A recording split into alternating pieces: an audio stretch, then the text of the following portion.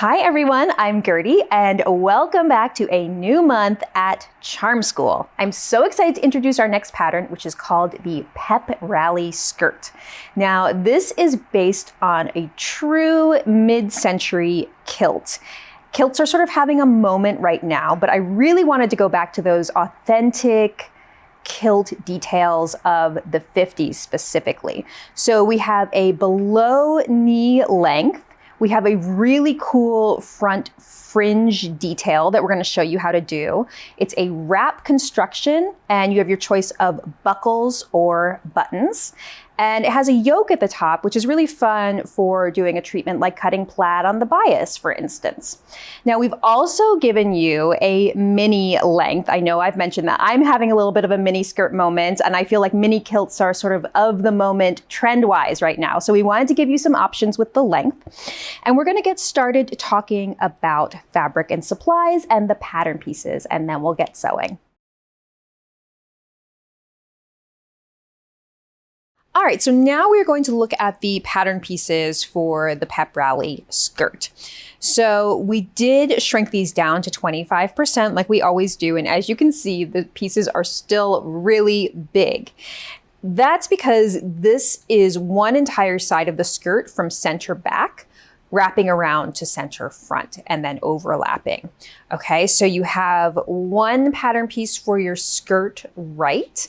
You're gonna cut one fabric, okay? Single layer, not a double layer like we normally do. And then one piece for your skirt left. Again, cut one fabric. There are no side seams, all right? Keep that in mind.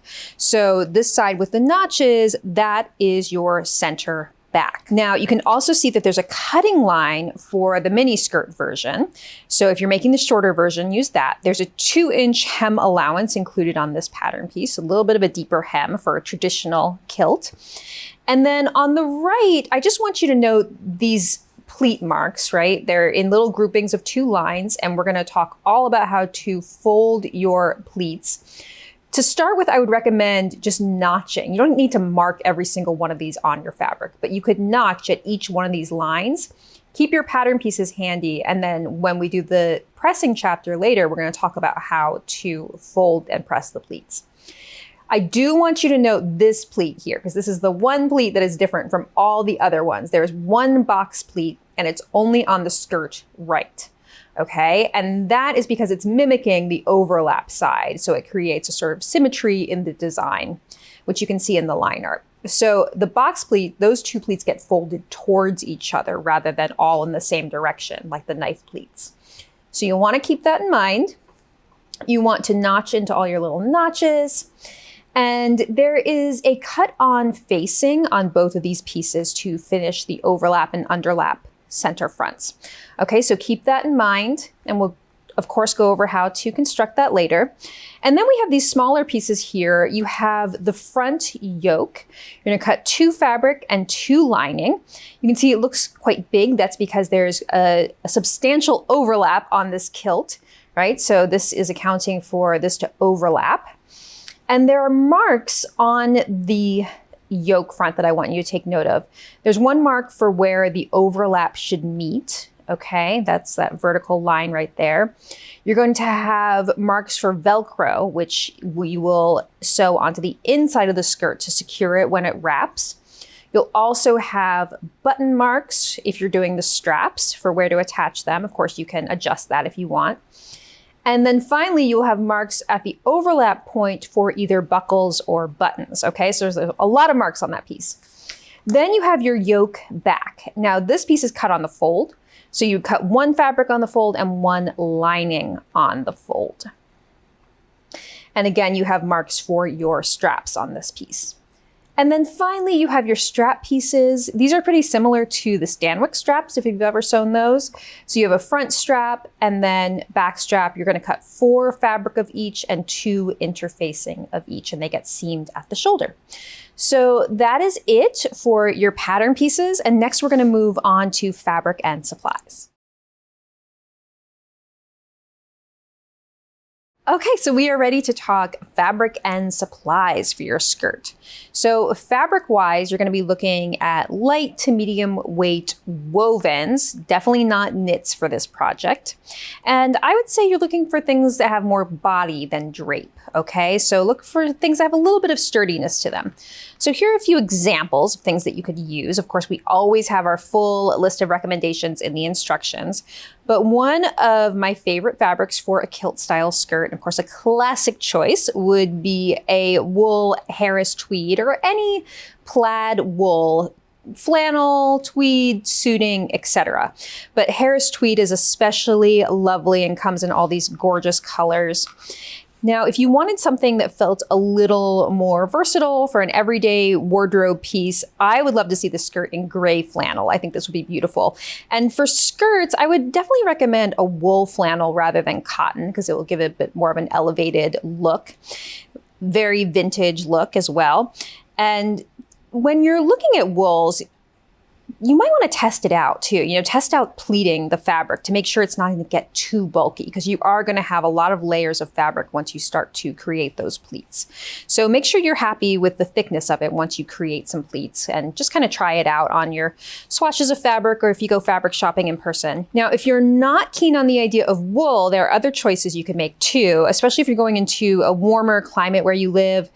You might want to do like a lightweight cotton in plaid would be really nice and something a little bit lighter weight like this. You could also do a cotton twill would be a great choice. It's very sturdy and would create really beautiful pleats. And then finally, for a bit more of an elevated choice, I would say a silk matka would be a really beautiful option for this pattern. It has a sort of linen-like texture to it, but it presses really nicely, so it would create those beautiful pleats. And it comes in a ton of colors, which is nice. Additionally, you will want some lining fabric. Kilts tend to have, the traditional kilts will have a cotton lining just in the yoke. So that's what we did for ours. So you could use a lawn, a broadcloth, something like that. You probably have a scrap of something big enough, in your sewing studio to line your yoke with. And then finally, you'll need some fusible interfacing. We just used a lightweight woven fusible interfacing for our kilt. And I would definitely recommend looking for something that's either woven or weft or a tricot, but stay away from anything non-woven specifically. So don't go for craft interfacing because it gets much too heavy and stiff. Okay, and then you're going to need thread to match your fabric, machine sewing needles to match the weight of your fabric, and then a few different fastenings which are kind of unique to this project. You're going to want to have 1 3-inch strip of Velcro, both sides of the Velcro. This is for the underlap to hold it in place when you fasten the kilt.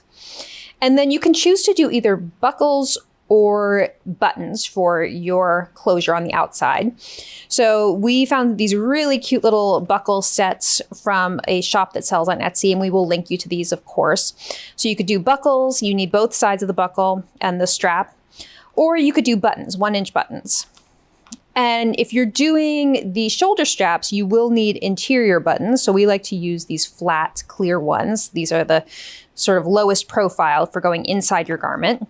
And then finally, this is optional, of course, but very cute. If you're doing a kilt styling treatment, you could add a kilt pin to hold it closed at the bottom. It's also more of a decorative choice, right? So those are all your fabric and supplies. And next, we're going to get started with sewing.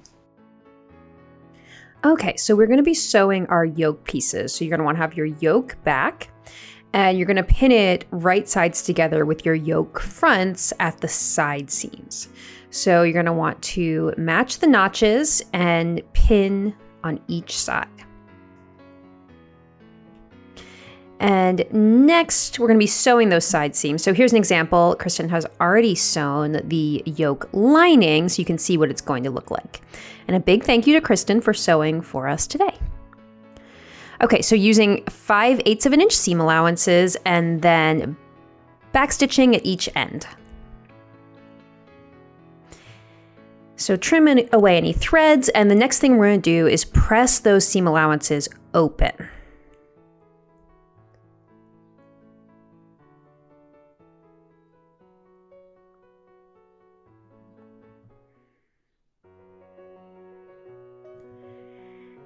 And with wools, you're probably going to need to use a little bit of steam here to really get those seam allowances to stay open. There we go. So now you're going to grab your yoke lining with the side seam sewn and press open those seam allowances too. And then we're going to just trim them down a little bit. You don't have to do this, but to reduce bulk, you're gonna, think about the fact that you're gonna have two seam allowances on top of each other when this is turned to the inside of your yoke. So you may wanna just reduce a little bit of bulk by trimming down the lining seam allowances. And now the next thing we're gonna do is we are going to turn up the lower edge of the yoke lining 1/2 inch. Now our seam allowance is 5/8 of an inch, but we're only doing 1/2 inch here because we're going to be stitching in the ditch to finish the yoke lining. So you want just a little bit extra so that the yoke lining covers the seam line and you're able to stitch in the ditch and catch the lining underneath. Okay, so just 1/2 inch here. And you're going to continue that all the way around the lower edge of the yoke lining.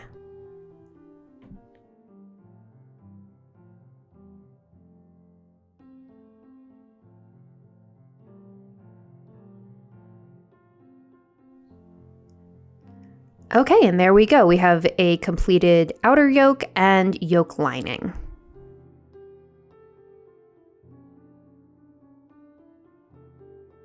Okay, so now we are going to be sewing the yoke lining to the yoke around the two short ends and the upper edge.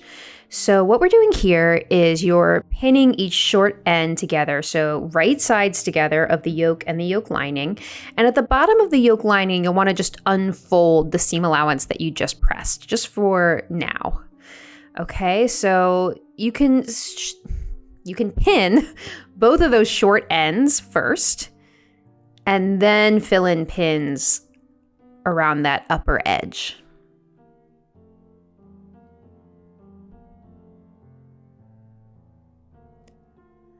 So make sure to match your side seams. Keep those seam allowances pressed open. And now we're just going to fill in pins in between those match points, just along the upper edge. So we're going to leave the lower curved edge of the yoke unpinned and unsewn. And the next step is to sew around one short end, the upper edge, and then pivot and the other short end. We're going to be stitching at 5/8 of an inch seam allowance, and you'll want to have your stitch length set to about 2.5. So make sure to backstitch at the beginning. And you're going to be pivoting twice here at this first corner. So make sure you stop with your needle down, check that you're exactly at 5/8, and then continue around the upper edge. And when you get to those side seams, just make sure your seam allowances stay pressed open. And then you'll have one more pivot right here, and then finish off with backstitching. You may be able to guess that what we're going to do now is grade our seam allowances. So the lining will be the shorter one here. So grab your scissors and just put the point of the scissors in between the seam allowances and then trim the lining down to about 1/8 of an inch or a little over 1/8 of an inch, so like 3/16. Kristen just pressed it real quick just to sort of set the stitches and get rid of any wrinkles before this next step.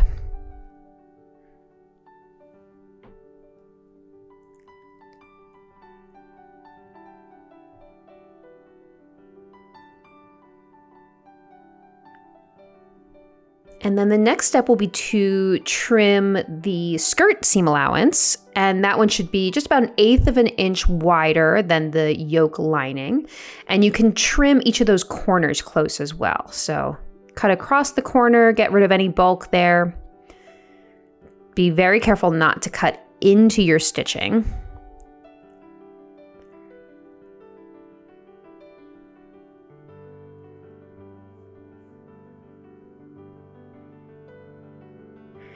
And you don't want to trim those lower corners, just the upper ones.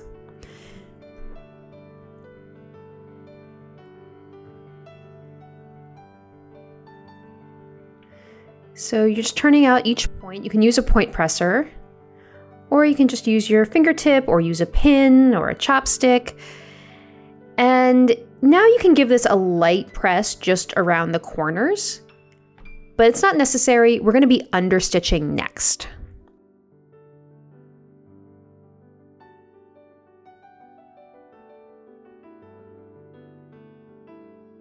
So now we're going to understitch this yoke. So we're going to be stitching with the lining held out from the yoke itself. And you want to make sure that your seam allowances are positioned underneath where we're stitching on the yoke lining. So you kind of have to do a little maneuvering here to get into that corner. So get as far back into that corner as you can. And then you want to be stitching about 1/8 of an inch or a little bit less from the seam line. So what Kristen has done here, which is a great way to do it, is that she moved the needle of her machine over about 1/8 of an inch, and now she's aligning the seam line with the center of the presser foot. So that is one totally valid way to do it. Another way is you might just want to eyeball about, 1/8 of an inch or a little bit less from that seam line. It is totally up to you. Some people like to use an edge stitch foot to really get a good position at the center and then move the needle over. So however you want to do it, but just keep that stitching as consistent as possible. Hold each side taut as you stitch and make sure that the seam allowances are staying underneath your stitching.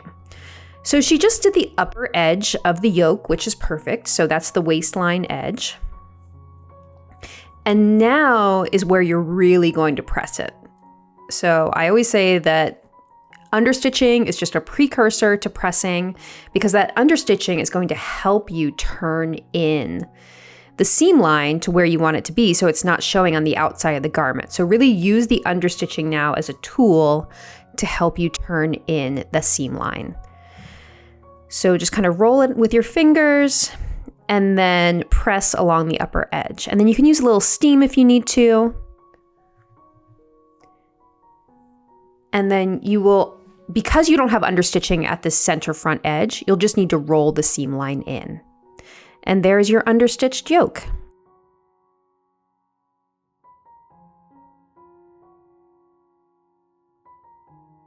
Okay, so now we're going to hem the skirt. I know this seems early in the process, but with this skirt, you want to be hemming earlier rather than at the very end. So we have the left front side of the skirt. You could see those pleat markings at the upper edge. And you can tell that it's the left side because it does not have the box pleat marked, just the knife pleats. So what we've done here is we've already serged the lower edge of the skirt.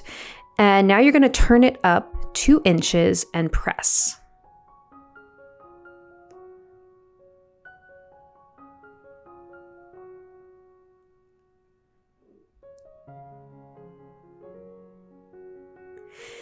And we are going to stitch this hem by hand, which is a really nice couture way to do a skirt in a nice wool like this. So a wool flannel, which has a really smooth finish.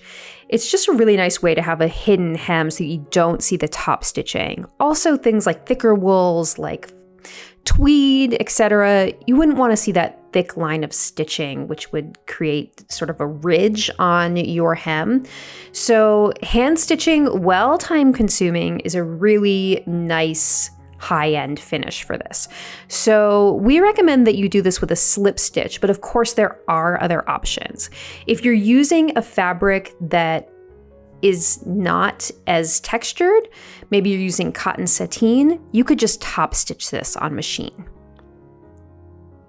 So you're going to go ahead and do your hemming, and then we'll move on to the next step.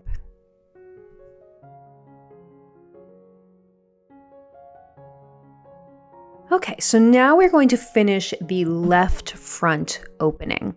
So you're going to find your left front. It's the side, again, without the box pleat. It's the right front that has the box pleat, so you can tell one from the other. And you should have a line marked in for your front, but it's 3 inches. So just double check that you have the correct amount folded in here. So you're turning it in towards the wrong side, 3 inches at the left front. And this is that vertical edge. And press it, and then take the edge and have it meet the fold, the crease that you just made, and create another fold and press. So we're creating a doubled 1.5 inch front hem here.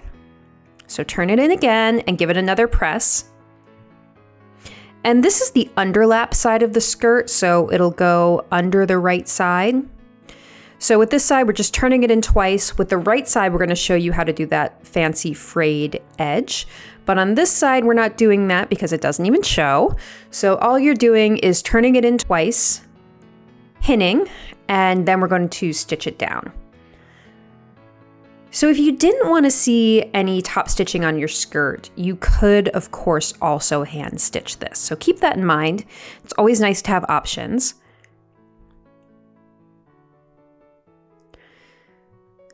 So Kristen's just adjusting her needle here, so it's just a little bit to the right of the fold, and keeping a nice consistent straight line because this stitching will be visible from the right side, stitching from top to bottom.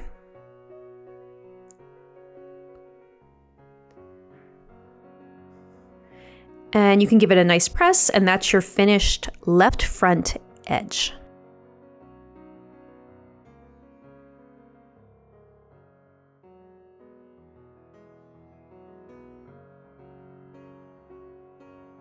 Okay, everyone, so next we're going to be showing you our Charm School skill building exercise of the month, which is a special frayed fringe edge detail. And this is something that we took from traditional Scottish kilts, and it's a really fun detail. I saw it in a lot of vintage kilts I looked at as well. Kristen's going to show you how to do it. It's actually really fun and easy to do. It works really well on woven fabrics with some texture, like woolens, like a Harris tweed, for instance. So above all, I would say test this on your fabric before you do it on your skirt, because you are going to be cutting your skirt and actually fraying into the skirt itself. So it's definitely something you want to test out and make sure that you like it, but it's really fun to do, and it creates this really amazing self fringe treatment on the overlap on the front of the skirt. So let's take a look at how Kristen does it. I can't wait to show you this skill. Okay, so now we're ready to create the front fringe detail on the right skirt. So if you see the marking for the box pleat, then you know you've got your right front. And you should have that 3-inch line marked in on this side as well. And the first thing we're going to do is create a line of stay stitching at 1/2 inch. And this is to stabilize the edge. So what we're going to be doing is creating a frayed treatment by hand, but we don't want it to go past that 1/2 inch stay stitching into the body of the skirt, of course. So this kind of creates a barrier to stop it from fraying when you want it to, and create an intentional frayed edge.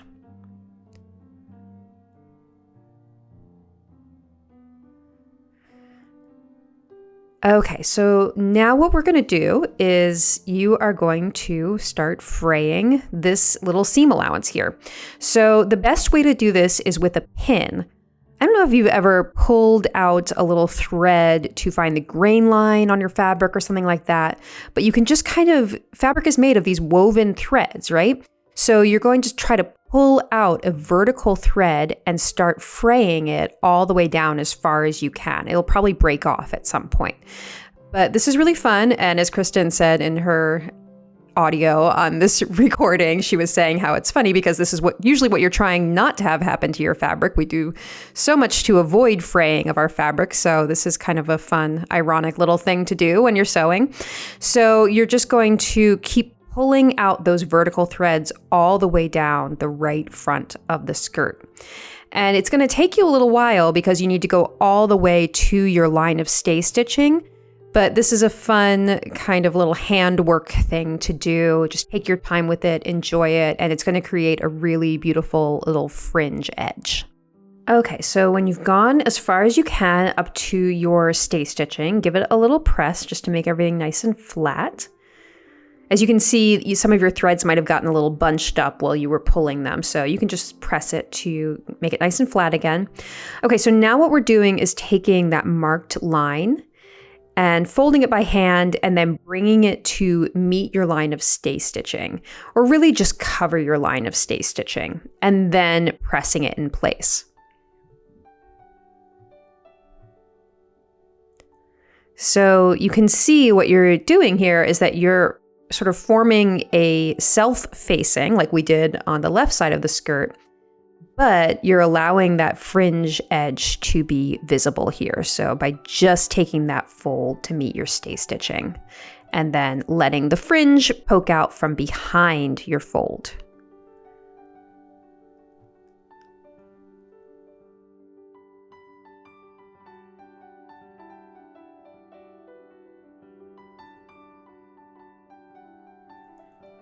And then you can turn it over and expose that fold that you just made to really get a nice crease, just sort of isolate it, and then fold it back. And then pin. We are going to be edge stitching right next to the fold to hold it in place. And this is a nice place for machine stitching, I think, because it really helps define that edge, just like we're going to be defining the pleats with edge stitching. And it gives you a little bit of crispness there. So you're going to pin that fold right next to the fringe. And now we're going to stitch from top to bottom, just next to the fold of fabric. So again, you can adjust your needle, or you can eyeball it or use an edge stitch foot, but you really want a nice straight line of stitching that's just next to the fold of fabric.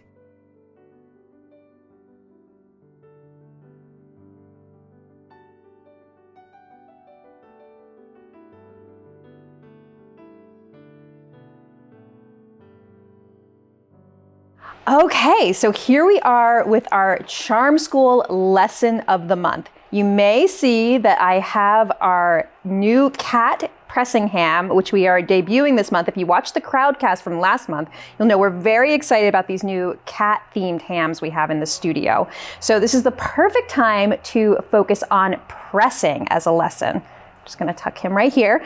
So you may have heard me say that pressing is as important as actually sitting at your sewing machine when it comes to technique.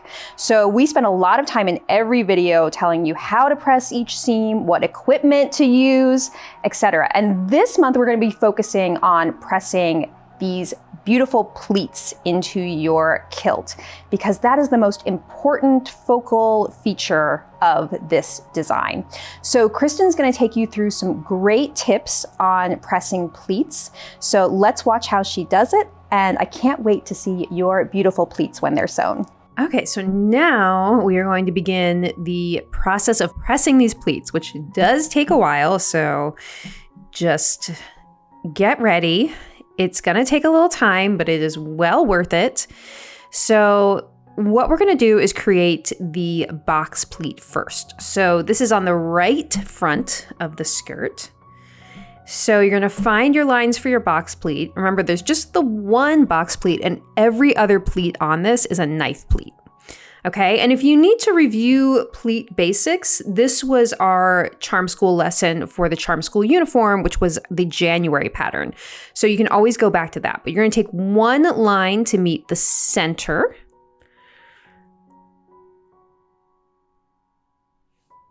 And continue it all the way down to the bottom of the skirt. Okay, so you can imagine how time consuming this is going to be, because we are going to be pressing each of these pleats individually.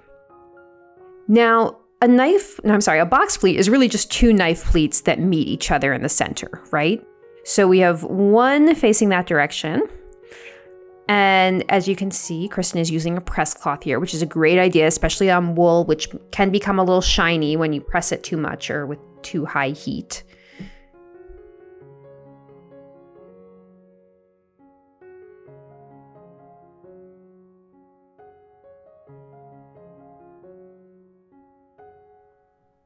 Okay, and now we're going to take the other side of the box pleat to meet that center point as well.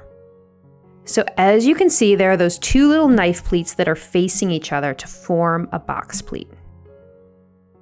And continue pressing all the way down to the bottom.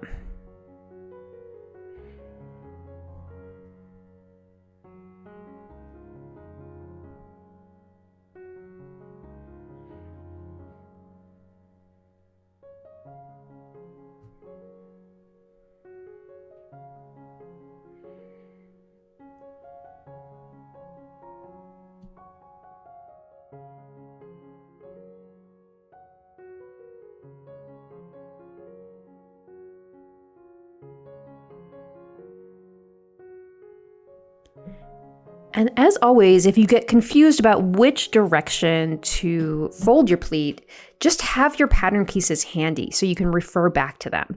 And remember, you're always going to be working from the right side of the fabric, okay? So you can just have that pattern piece handy as a guide because it has the arrows showing you which direction to fold the pleat. Okay, so that's your box pleat. And now we're going to start the laborious process of forming a million little knife pleats. And it's going to be so beautiful when it's done. These skirts really did look amazing at the photo shoot, I have to say. The pleats looked great. So I can promise you it's worth it. It may not feel like it while you're doing it. So you're going to take one pleat line to meet the other and continue folding all the way down. Use your press cloth to protect your fabric.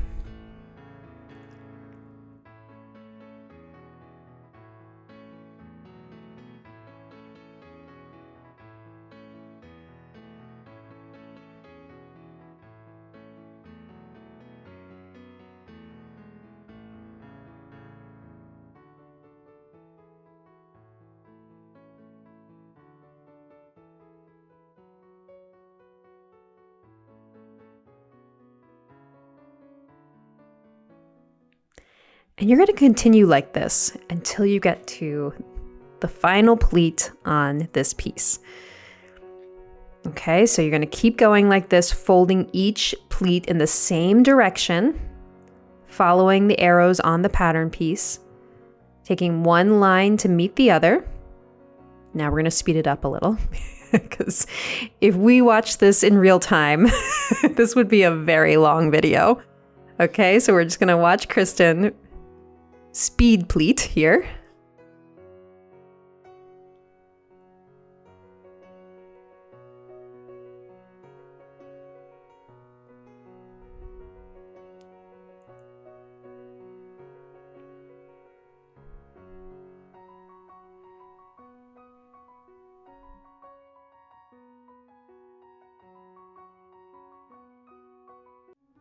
And there we go. Look at all those beautiful pleats.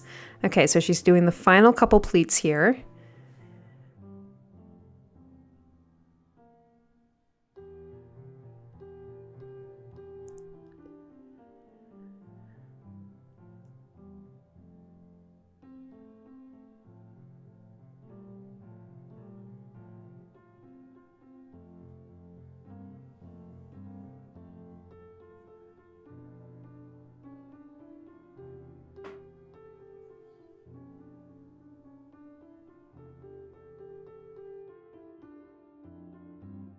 Okay, so now we're just going to press it from the other side just to get it as crisp as possible.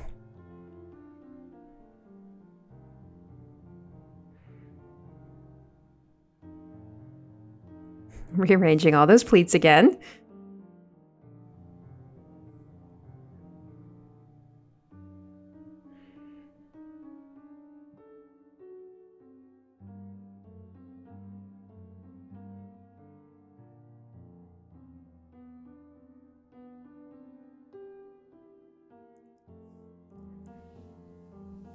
This is kind of mesmerizing to watch.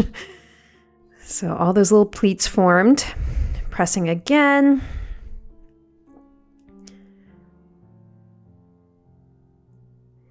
And so you can see the pleats all going in one direction. And same thing on the right side of the skirt. They should continue going in the same direction on the other side.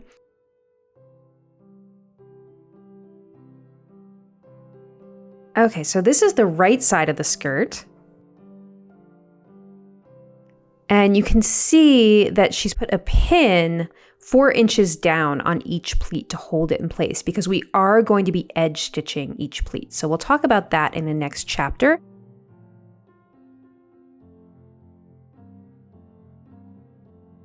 Now we're going to edge stitch each of these pleats individually. So you can see that where the pin is, the pleat is only pinned to itself, not to the skirt underneath, okay? So we're isolating each pleat and we are stitching right next to the edge, about 1/8 of an inch from the edge down to your mark or down to your pin and back stitching. And this is very time consuming, but it's going to keep your pleats looking nice and crisp through many wearings, dry cleanings, washings, however you end up caring for your skirt. So do this to every single pleat.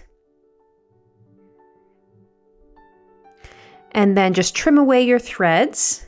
And look how nice and crisp they look at the top there. Very beautiful. It's important that you keep your stitches really straight. So use a foot or whatever tool that you need to keep your stitching straight on those pleats. And that is edge stitching your pleats.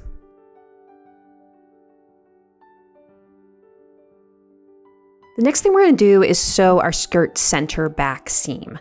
So you're going to take the skirt left front and the skirt right front and put them right sides together and match them at the center back edge.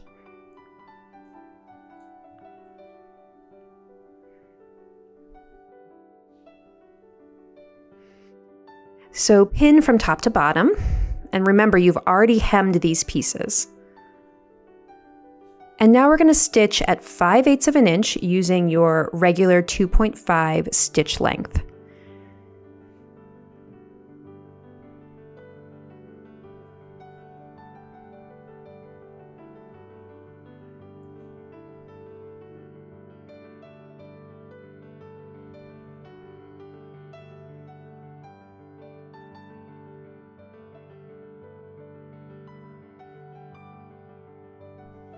Now for pressing, normally we press seams open, but for this one, it's going to get sort of hidden behind one of the pleats. So you want to just press it flat. So arrange your pleats as they were at center back. Make sure everything is nice and tidy. And then you're just going to press that center back seam flat in place. And that will help set the stitches and prepare it for the next step. And the next thing we're going to do is to baste these pleats in place at the upper edge so you won't have to keep rearranging them every time you move the skirt.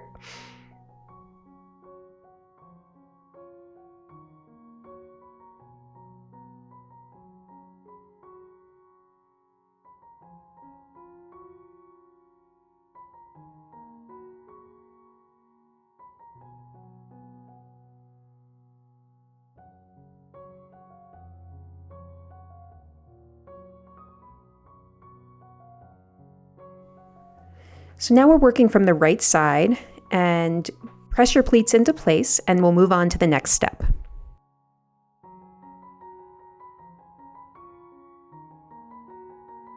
All right, the next thing we're going to be doing is basting those pleats in place at the upper edge of the skirt where it meets the yoke. So what you want to do is pin each pleat in place, and you can see that Kristen is using a plastic ruler behind the skirt so that she doesn't accidentally pin into the ironing board, which can be super helpful to have that surface behind the skirt. So you're going to pin each pleat in place.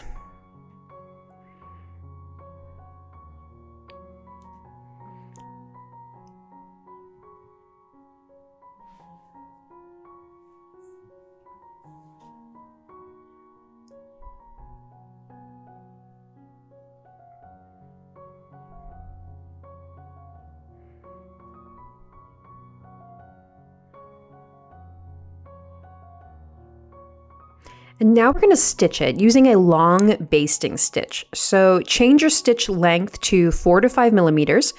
And now you're going to baste those pleats in place at 1/2 inch seam allowance. And just make sure that your pleats stay flat on the upper and underside as you're basting. And this will secure the pleats so that the skirt is ready to sew to the yoke.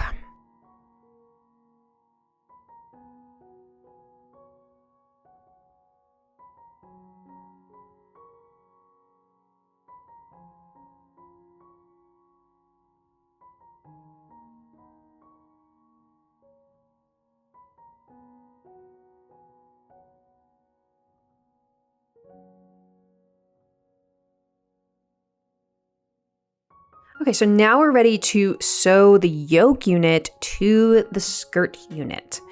So one thing you're going to notice as you're doing this is that the yoke is very curved and the skirt is a rectangle. So it's a straight line, that upper edge.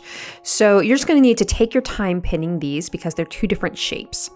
Okay, so first you're going to match the finished edge of the yoke front with the finished edge of the skirt front. So we're on the right skirt front here, so you'll match just next to your fringe edge if you decide to do the fringed edge.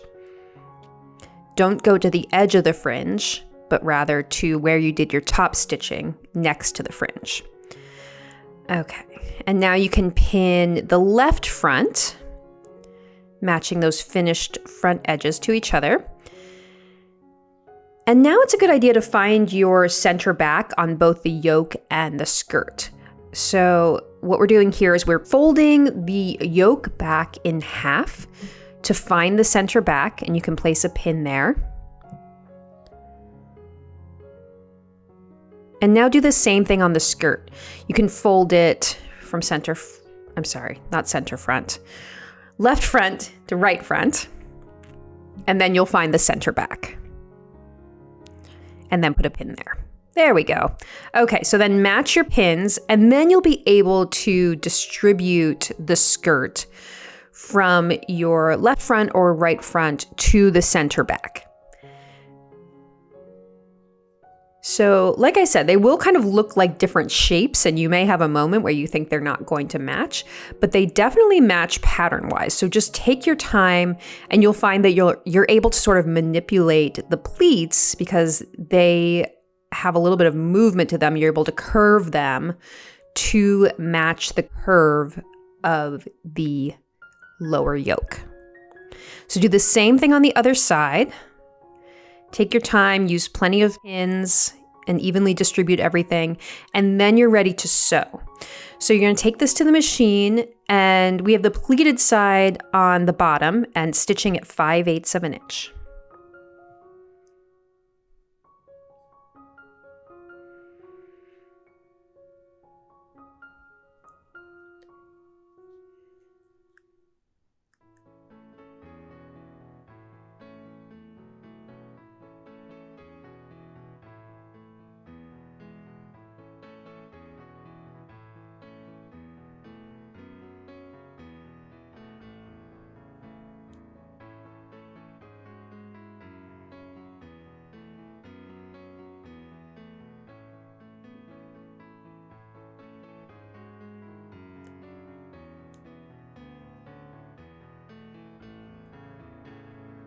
Okay, so now we are ready to press and do some grading on that seam. First, you're going to want to check to make sure that all your pleats are still flat. Sometimes when you're stitching pleats, they can get sort of folded underneath the presser foot, and you just have to go back and rearrange them or take out the stitching in that area. But if everything looks good, then you can continue on to this step.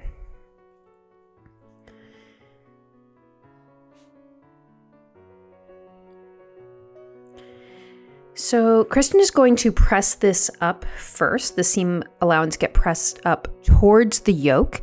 You can also do the grading first, whichever is up to you. So you're going to press up towards the yoke, and once you get to the pleats, it can help to grab a raised surface like your ham to help you press that curved seam. And there's our cat ham. Very beautiful.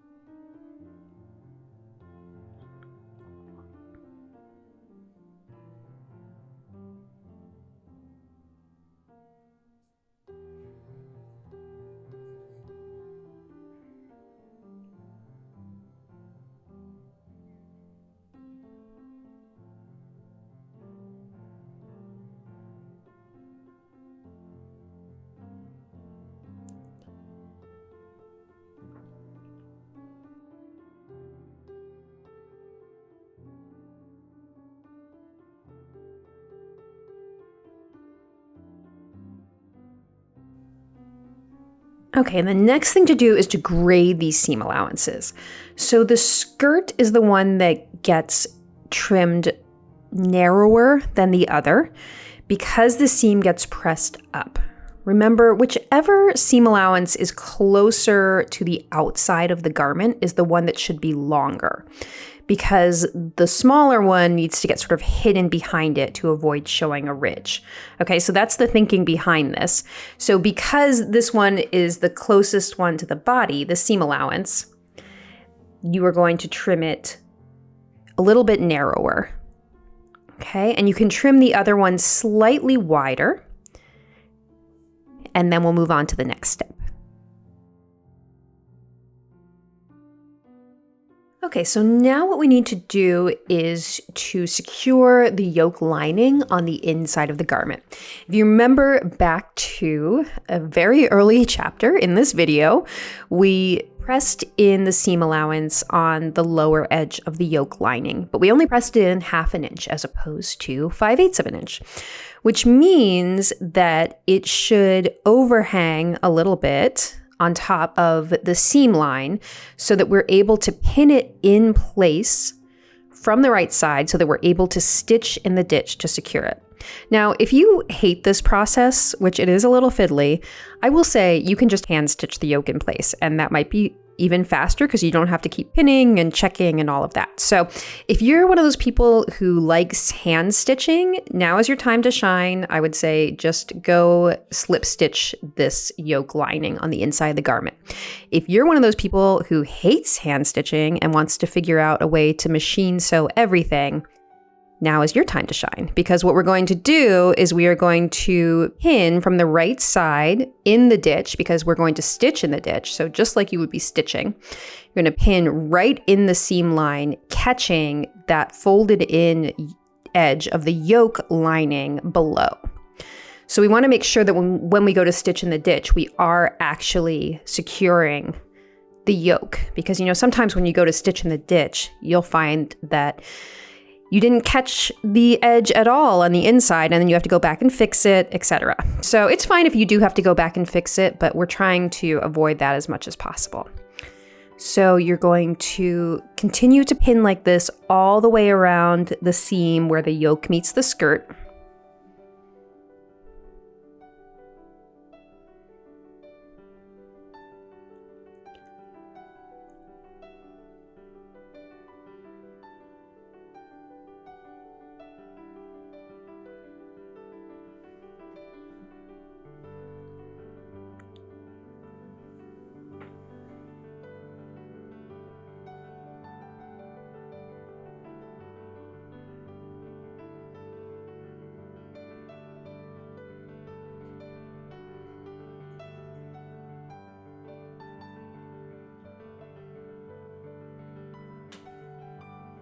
Okay, so now you're going to go to the inside of the skirt and just make sure that everything is pinned the way it's supposed to be. See, there's a little area there where the seam allowance is popping out. So you want to go back and fix that. So fix any mistakes, and then after you're happy with everything, then you're going to stitch in the ditch from the right side to secure it. So we're not going to show that on camera. So do that on your own, and then we will come back. Okay, so now we're going to attach the Velcro to the skirt. So you should have your placement marks marked in on your skirt, but also try your skirt on to make sure that it's going to be where you want, because obviously the skirt is adjustable being a wrap. So make sure that you're happy with those placement marks. And once you are, now you're going to place your strips of Velcro. The flatter, fuzzier side goes on the right side of the skirt because you don't want it abrading the underside if you sort of do a mismatch. So the side that's a little rougher goes on the underside, the left side of the skirt. Okay, so now we're doing the skirt right front, and that's your fuzzy side. and you're going to stitch it in place by hand. This is really important that you do it by hand because you don't want this stitching showing on the right side at all. So Kristen is using black thread here so that it blends in with the Velcro, because it would look a little bit messy if you used a different color on the black Velcro. And also, of course, you have to be really, really careful not to catch any of the threads of the outer layer of the skirt, because obviously you would be able to see it, especially in black. So make sure that you're being really careful about that. Take your time, and we're just using a simple running stitch all the way around the four corners, the four edges of this Velcro.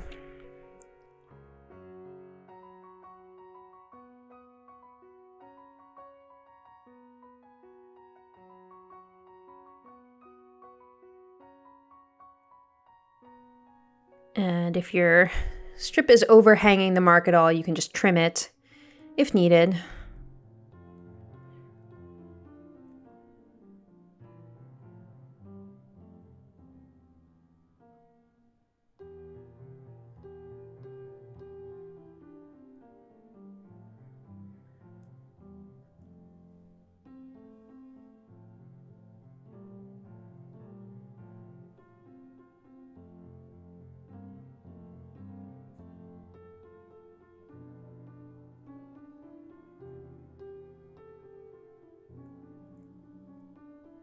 And continue stitching all the way around.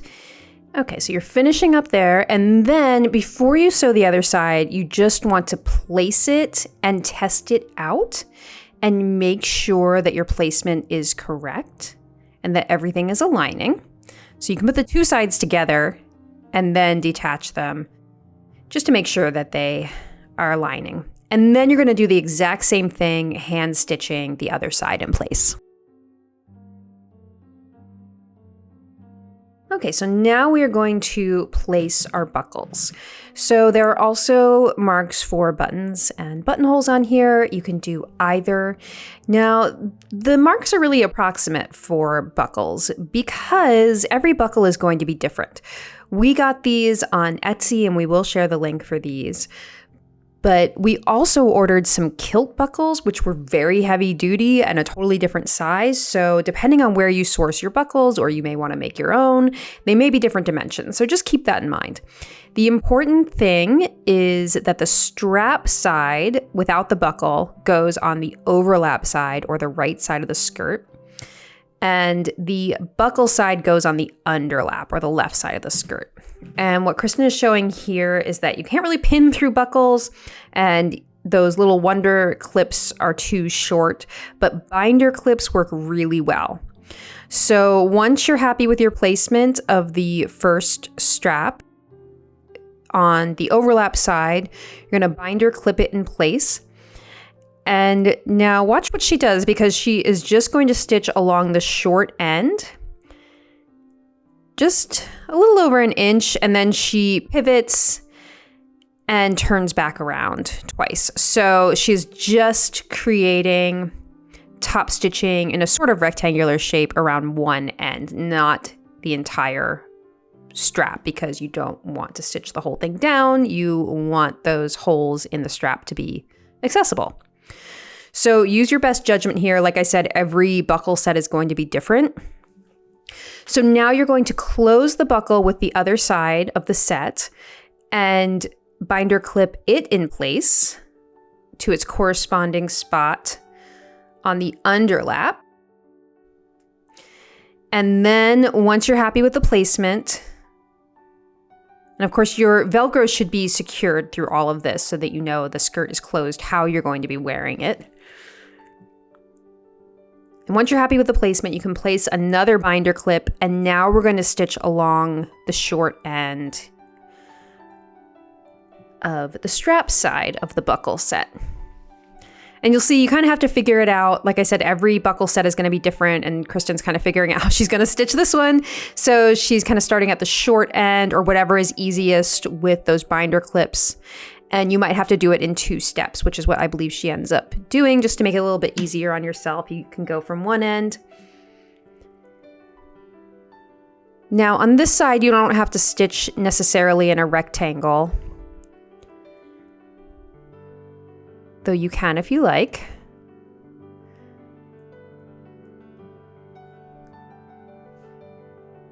Or you can just stitch along the upper and lower edges of the buckle strap here.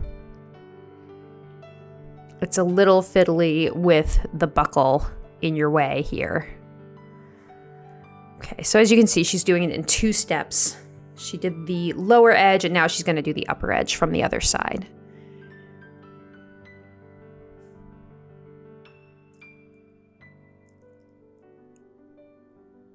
But I was happy with these buckles we ended up finding on Etsy, so we'll be sure to link you to those because they are much thinner and easier to stitch through than some of the other heavy-duty ones that we found.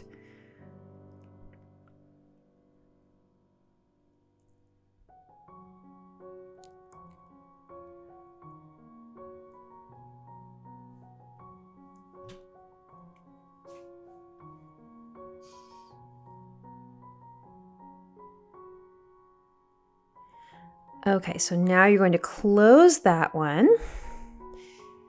And then you're going to use that buckle that's already sewn in place to kind of guide your placement of the second buckle underneath it. Okay, so grab your second buckle and place it, clip it in place, and repeat all those steps that you did for the first buckle.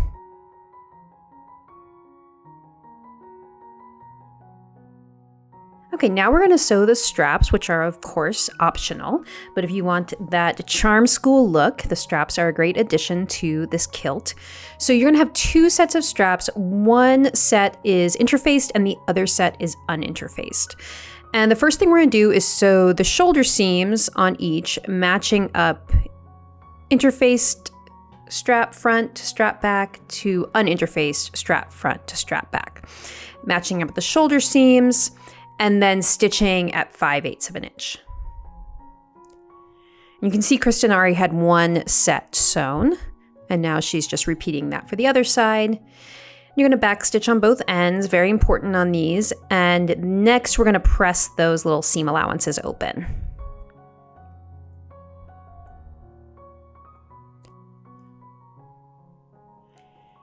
Okay, so now we're going to pair 1 interfaced strap unit to an uninterfaced strap unit, and then you're going to pin them along each long edge.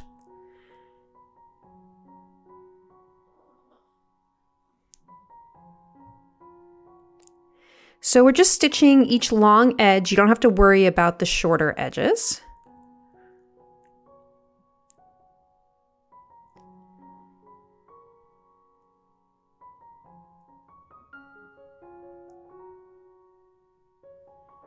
And there's a little bit of a pivot at the shoulder seam, so watch out for that. And once you finish one side, just turn it around and do the other side.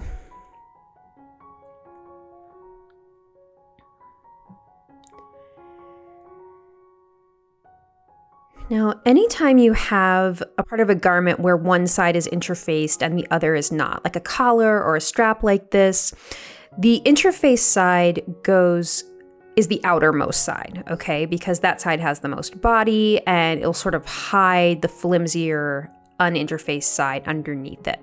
So this is all to say that the interface strap will be the one that sort of lives closer to the outside world, if that makes any sense.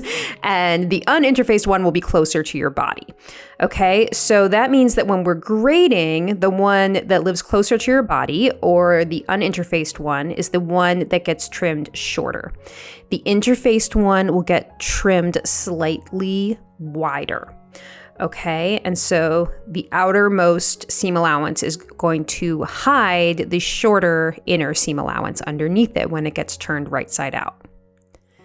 I'm just going to keep explaining it, so I know it's confusing, and maybe the next time I explain it, it will sink in if you don't already understand that. I know it can be a little confusing why we grade one side differently than the other.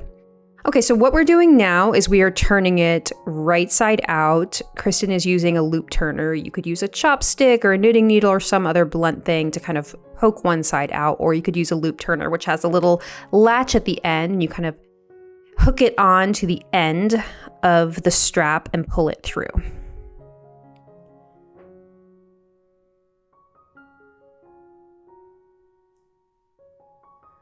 There we go.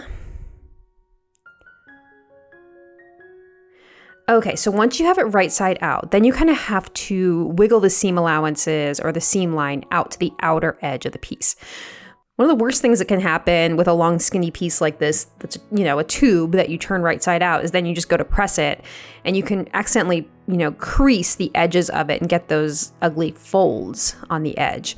But you want the seams to be on the very edge of the piece. So you're gonna have to really take your time with pressing and sort of use your fingers to manipulate the seam line so that it's on the very edge. And really what you want is the seam line to roll slightly under if possible. So thinking about how your interface strap is going to be the outermost strap, you want to keep that on top and roll the seam line slightly underneath, or vice versa if you're working with the underside on top. Doesn't really matter, but just remember that you want that seam line to be slightly hidden. So I think she's working from the underside here. So you can see that she is rolling the seam line so that it's rolling under and it's not going to be visible from the right side.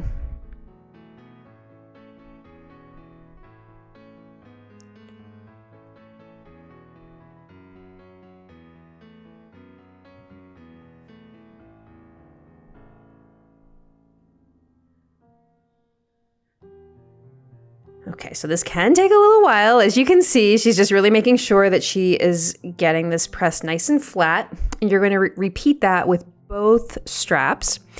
And then you just have to finish the short ends. So you can just serge along these short ends, or you can, as she's demonstrating now, fold them in and edge stitch or slip stitch by hand. And then we're ready to move to the next step. Okay, so now we are just looking at the buttonholes, which are already completed on the strap. So you can see we've already sewn the buttonholes in place horizontally at the end of the straps. And we have also hand sewn in buttons on the inside of the skirt. These clear plastic buttons are great for this purpose because they're very flat. So you've sewn these at the placement marks. And now these are ready to button in to wear. Now, I will say before you create the buttonholes, you definitely want to try on the straps and make sure they're the right length.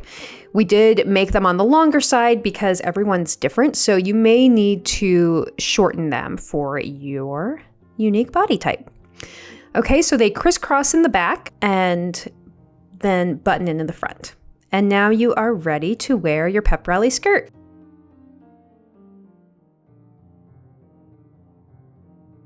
Okay, everyone, that is it, your pep rally skirt. I hope you've loved learning how to sew this classic kilt pattern. And there's so many charm pattern separates that would look amazing with this, like the Patsy blouse, the Hepburn top, and of course our Patreon Barbie top with the turtleneck expansion that made in a merino wool jersey is the perfect pairing for this kilt. I can't wait to see what you make with this pattern. Please do tag me on social media at Goooodbyyye18 and use the hashtag charm patterns and pep rally skirt. I will see you next time. Goodbye.